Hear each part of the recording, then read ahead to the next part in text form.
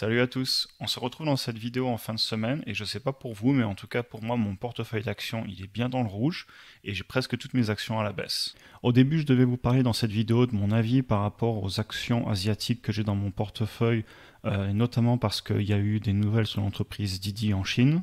Mais au vu des nouvelles qu'il y a eu sur le marché et la baisse d'hier, notamment à cause de la pandémie, etc., on va aussi du coup parler de comment je me prépare pour cette fin d'année et aussi comment je me prépare à une possible baisse sur certains secteurs d'activité comme le voyage, le commerce physique, etc., avec notamment l'arrivée de l'hiver et la recrudescence possible de la pandémie.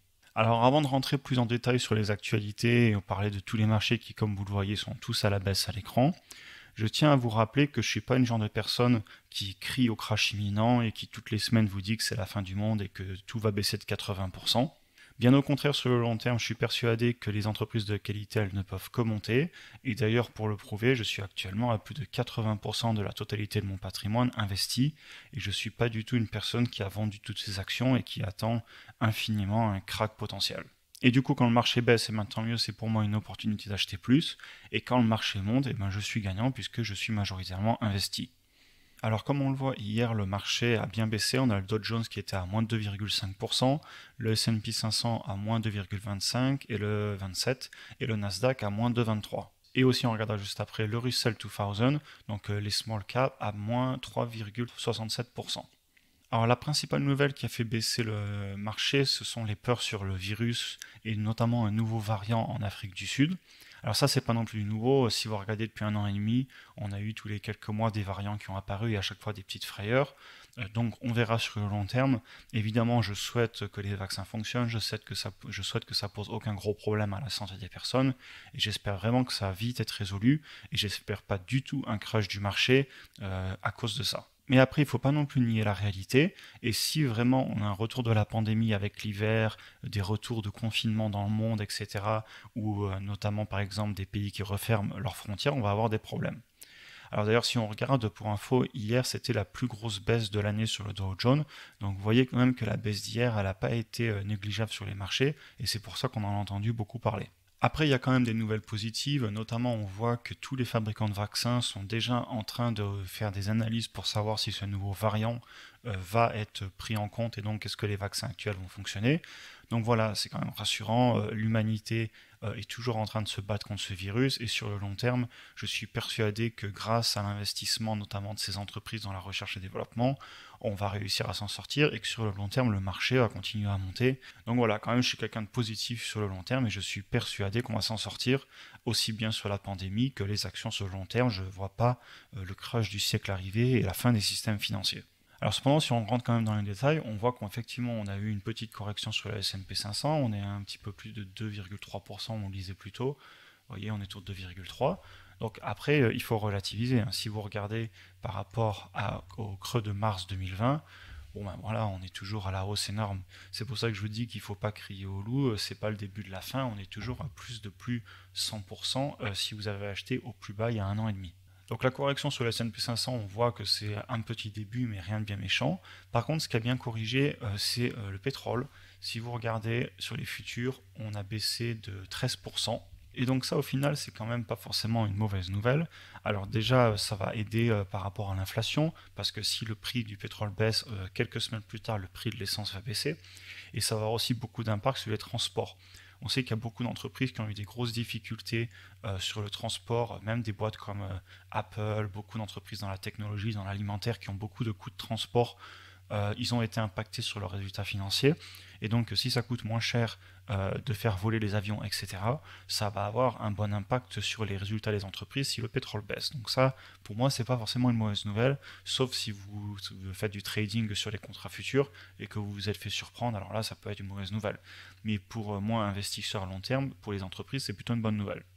Et ensuite, je voulais aussi vous montrer le Russell 2000, donc c'est un tracker pour les small caps, et là on voit qu'on a eu une belle correction de 3,6%, donc belle correction sur les moyennes et sur les petites entreprises, pardon.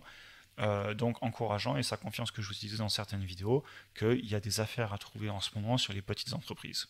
Donc maintenant, ce dont je voulais vous parler, c'est quelle est ma vision et ma stratégie par rapport à un marché qui est actuellement au plus haut, comme on le voit sur le S&P 500, mais qui a l'air quand même d'avoir des faiblesses, ce qui en même temps est normal parce qu'à la moindre raison pour faire baisser le marché quand on est à un plus haut, eh bien le marché va certainement saisir la raison et baisser. Alors moi, avant tout, j'essaie de ne pas être naïf. Quand je vois que le marché il est globalement cher, eh ben je mets du cash de côté.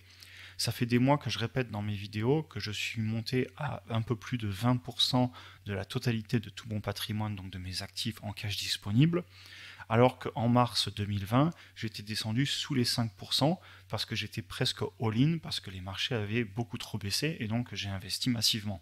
Et d'ailleurs, à l'époque, je me rappelle, dès que j'avais un petit peu d'argent qui rentrait, je réinvestissais de suite pendant cette période vraiment de mars à mai-juin. Au quotidien, donc dès que je recevais de l'argent, je l'investissais. Alors qu'aujourd'hui, c'est différent. Aujourd'hui, j'ai beaucoup plus de cash de côté parce que j'ai plus de mal à trouver des bonnes affaires.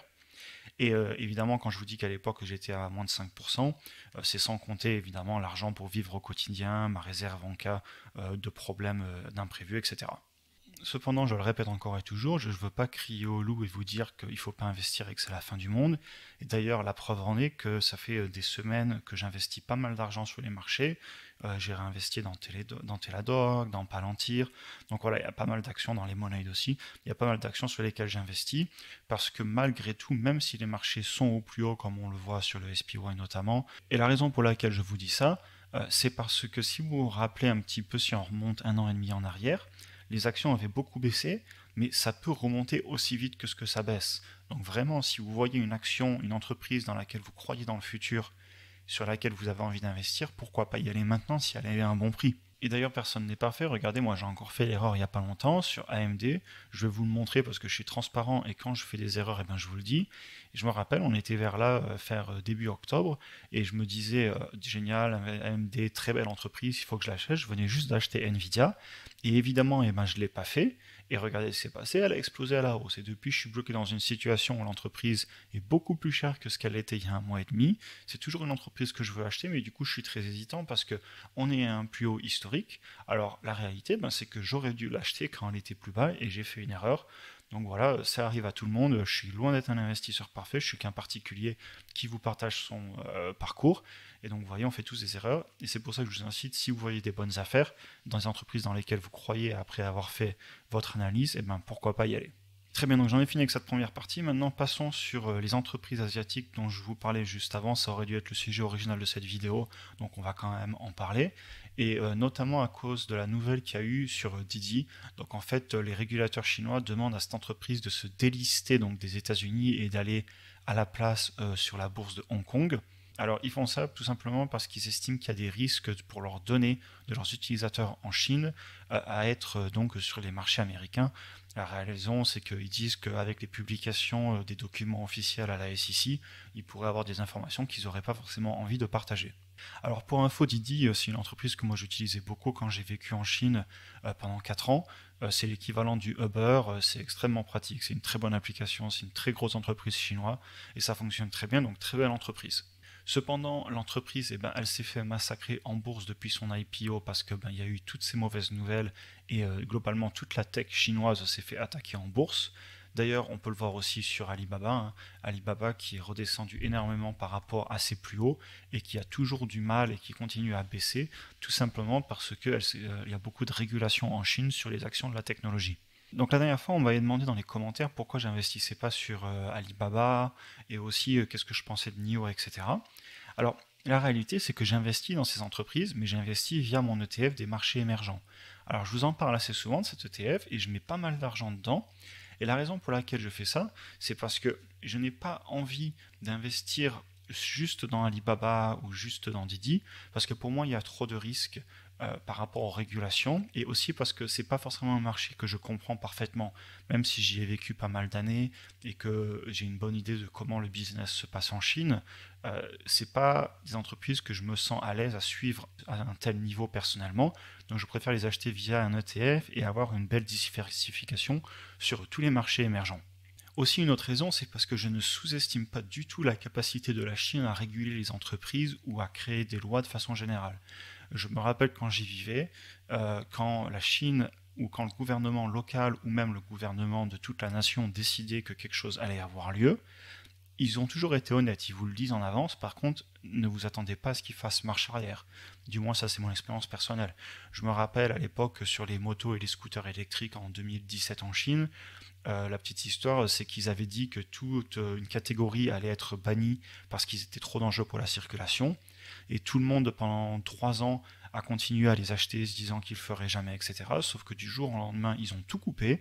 Ils ont dit on arrête, sachant que où j'étais à Shanghai, il y a un policier à chaque coin de rue. Donc c'est allé très vite. Ils avaient prévenu les gens à l'avance, mais quand ils ont décidé de quelque chose, ça peut arriver. Donc si la Chine décide demain que Didi doit sortir de la bourse américaine, c'est pas forcément que des menaces, et c'est tout à fait possible. Bref, j'en ai fini avec ma petite histoire qui a rien à voir avec la bourse, mais donc voilà, c'est une des raisons pour laquelle j'investis sur ce marché émergent, et d'ailleurs je vais vous le montrer. Donc cet ETF marché émergent, alors tout d'abord on a un frais de gestion de 0,22, donc on est sous les 0,3 pour moi, c'est très bien, et moi ce qui va m'intéresser surtout c'est de vous montrer les répartitions.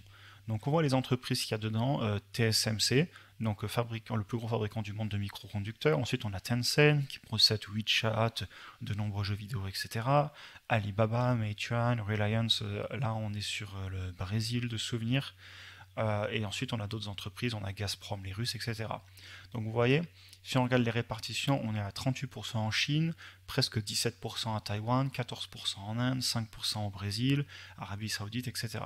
Donc c'est vraiment un ETF qui diversifie sur tous les marchés émergents, qui m'évite d'aller chercher par moi-même toutes ces entreprises et de savoir si je veux mettre plus d'argent sur Tencent ou sur Alibaba ou sur JD, où vous voyez ici on a NIO. Veil aussi, ça doit être les Brésiliens, d'ailleurs quand je dis Reliance, ça doit être les Indiens, et Veil je crois que c'est les Brésiliens, donc c'est des grosses entreprises, des multinationales locales. Comme vous le voyez, c'est pas un marché que je connais extrêmement bien, cependant je veux y être exposé, et donc c'est pour ça que même si je vous le montre pas quand je fais mes revues de portefeuille, parce que je mets pas mes ETF dedans, parce que je vois pas trop l'intérêt de vous les montrer, parce que voilà, c'est un ETF, c'est très diversifié, ça bouge doucement et ça fait très bien son travail, j'adore ça. Cependant, bon, c'est pas très passionnant de vous faire des vidéos. Si je vous fais une vidéo chaque semaine sur un ETF, vous allez vite vous ennuyer. Donc voilà ma vision sur les entreprises globalement en Asie et en Chine. J'adore, c'est des entreprises exceptionnelles. Cependant, je ne veux pas investir dedans directement parce que je ne suis pas assez au courant, je ne parle pas assez bien la langue et je ne vais pas être capable de suivre ces entreprises vraiment dans les détails. Très bien, donc j'en ai fini avec cette vidéo. La semaine prochaine, je vais vous faire la vidéo sur les actions que je prévois d'acheter en décembre. Il y aura des nouvelles actions et des actions que je continuerai à acheter parce que pour moi elles sont toujours pas chères en ce moment et donc je continue à mettre de l'argent dessus. N'hésitez pas aussi à me dire dans les commentaires quelles actions vous achetez en ce moment, est-ce que vous avez trouvé des bonnes affaires, etc. Moi ça peut me permettre peut-être aussi de trouver des bons coups et donc d'investir dessus. Et sur ce, écoutez, je vous vois dans la prochaine vidéo, je vous souhaite un bon dimanche et on se parle dans la prochaine vidéo.